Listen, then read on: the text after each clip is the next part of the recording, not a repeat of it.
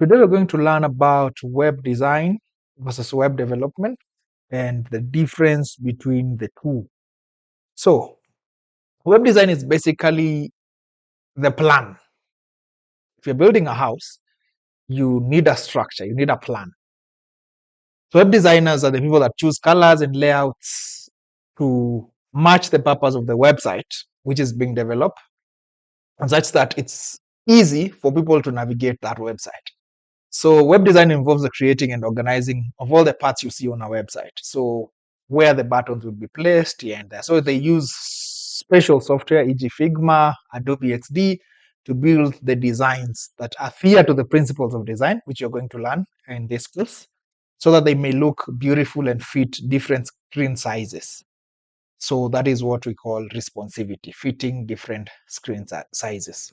In a nutshell, web design is about making websites that are both attractive and user friendly. So what is web development? Web development is like building now the house itself, not planning, not how it looks, but building the house itself. So web developers use languages like HTML, CSS, and JavaScript to create actual structure, design, and functionality of a website. So they basically the people that take the designs from a web developer, from a web designer, and now put it into action.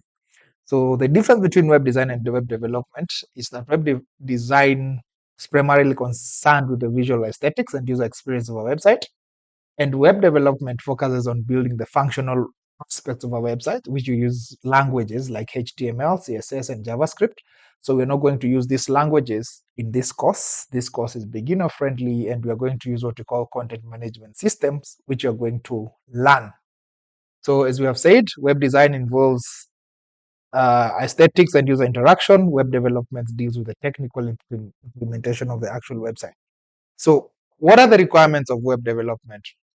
One, you need a domain name. A domain name is the address you put into the web browser, e.g. brightconsulting.com. It's also what we call the URL or your website name.